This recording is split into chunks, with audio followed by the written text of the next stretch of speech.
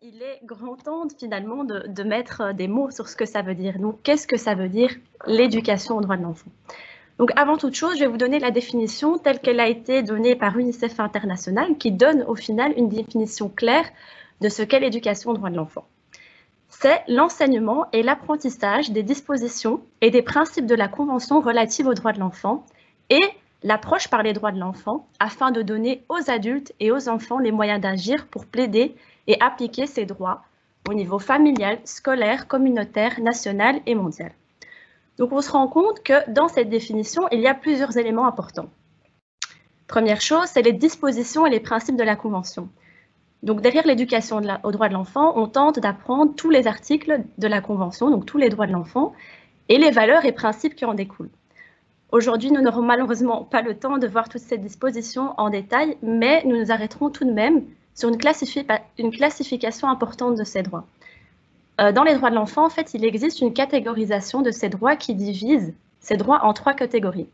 Les premiers droits, sont les droits de protection. Et donc là, il s'agit vraiment des droits que bénéficient les enfants d'être protégés, donc d'être protégés contre la violence physique, d'être protégés contre la violence mentale, d'être protégés contre l'exploitation, par exemple.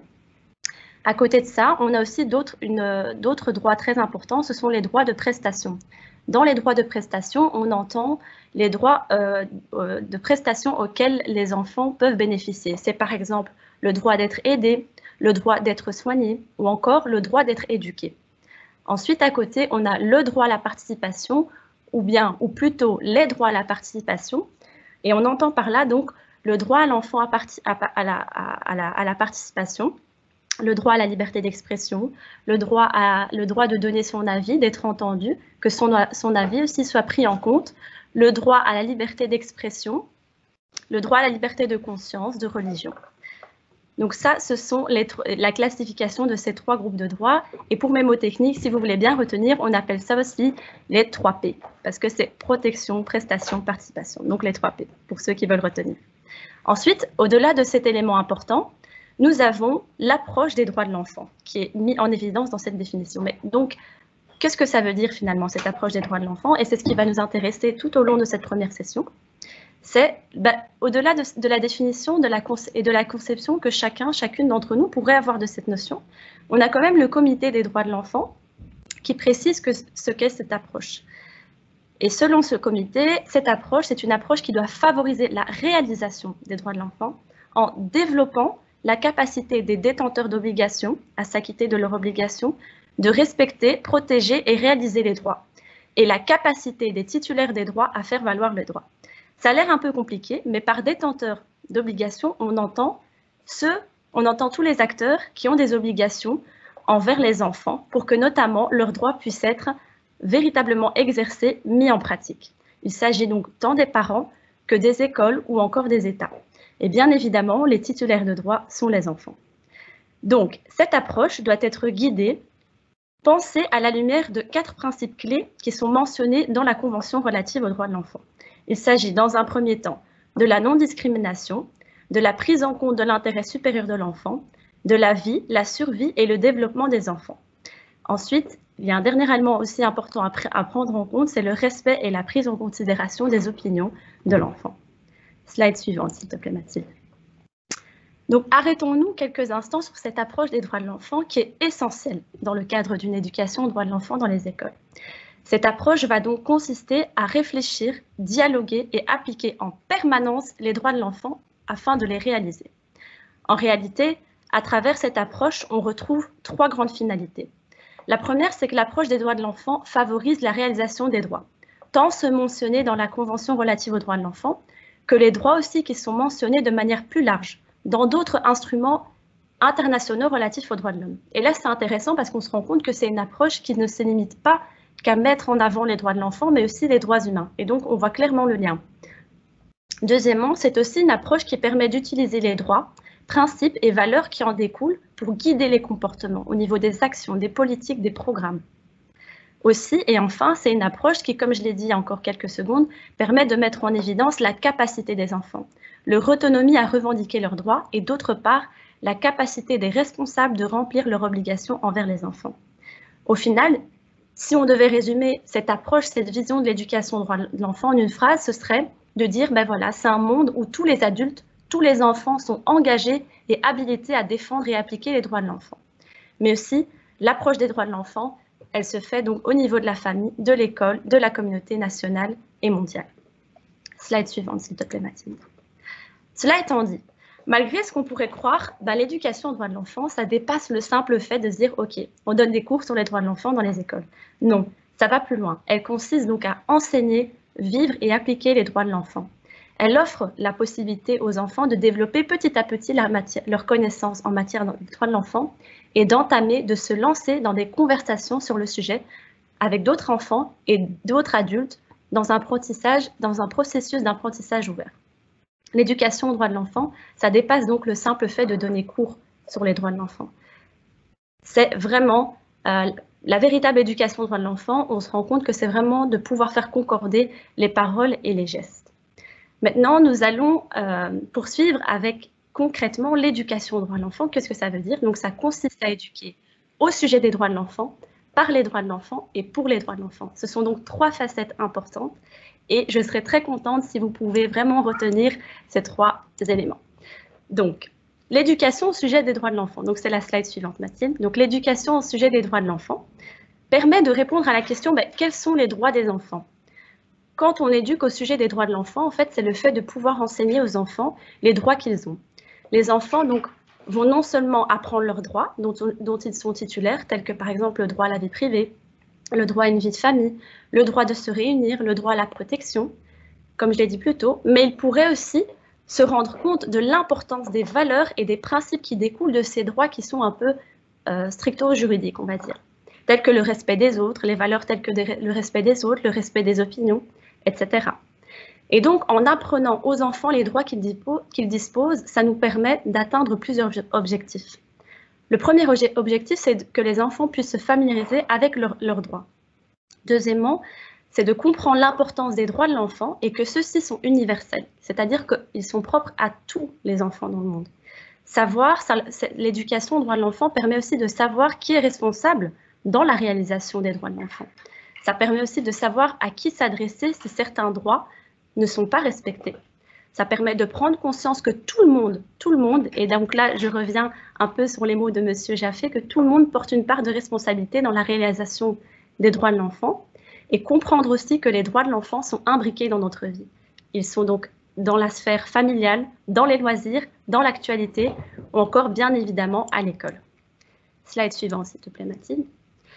L'éducation par les droits de l'enfant permet de répondre à la question « Comment mettre en œuvre les droits de l'enfant ?»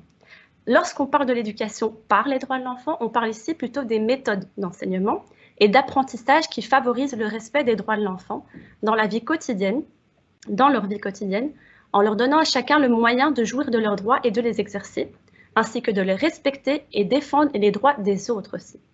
Et donc, ces méthodes à mettre en place, ce sont vraiment celles qui favorisent l'intégration, la participation et les processus démocratiques en respectant tant les droits des enseignants que ceux des élèves. Ce sont donc au final toutes des méthodologies, des pédagogies à mettre en place et qui sont respectueuses aux droits de l'enfant. Respectueuses plutôt des droits de l'enfant. En mettant en place donc ces façons d'enseigner, on veille vraiment à ce que les droits de l'enfant soient effectivement, concrètement appliqués et respectés. Et donc au final, on se rend bien compte que la méthode, elle est aussi importante que le contenu des droits de l'enfant. Donc l'éducation par les droits de l'enfant est aussi importante que l'éducation au sujet des droits de l'enfant. Et donc, encore une fois, l'éducation par les droits de l'enfant, il y a aussi plusieurs objectifs derrière. On se rend compte qu'en mettant en place ce type d'éducation, on veille à ce que les enfants puissent exprimer leur avis, que leur avis puisse être pris en compte, ou encore que leur vie privée puisse être respectée. Donc, de manière générale, ça permet aussi de créer un environnement sûr pour l'enfant, que ce soit en classe ou même de manière plus large dans l'école, dans la communauté scolaire. Ça permet aussi de tenir compte de l'individualité, des cultures et des différences des enfants. Et donc, on sait vraiment que c'est vraiment un élément important à l'heure actuelle. Et enfin, et surtout, ça permet aussi d'impliquer les enfants dans l'organisation des activités d'apprentissage et de veiller à intégrer leurs contributions pendant les activités. Slide suivante, s'il te plaît, Mathilde. Passons maintenant à l'éducation pour les droits de l'enfant. Qu'est-ce que ça veut dire? Eh bien, quand on adopte une éducation pour les droits de l'enfant, on répond à la question du pourquoi il est important que les droits de l'enfant soient appliqués en permanence. À partir du moment où les enfants connaissent leurs droits, réalisent leur importance, il est tout aussi important qu'on leur permette aussi de leur donner des outils, des procédés pour actionner, mettre en action leurs droits. Donc au final, il ne suffit pas de se contenter d'apprendre aux enfants les droits qu'ils ont, qu'ils peuvent exercer. Il faut vraiment aller plus loin en leur donnant des moyens concrets qui permettent d'exercer réellement leurs droits. Donc comment faire finalement pour pouvoir les aider à exercer leurs droits? En leur donnant à chacun les moyens de jouir de leurs droits et de les exercer, ainsi que de respecter et de défendre les droits des autres enfants. Donc, à titre d'exemple, ça peut être au sein d'une école des méthodes de gestion de conflits où des élèves qui se seraient disputés, par exemple, pourraient faire appel à un autre élève pour discuter, voir une solution, une sorte de médiation qui tenterait de concilier les enfants entre eux-mêmes.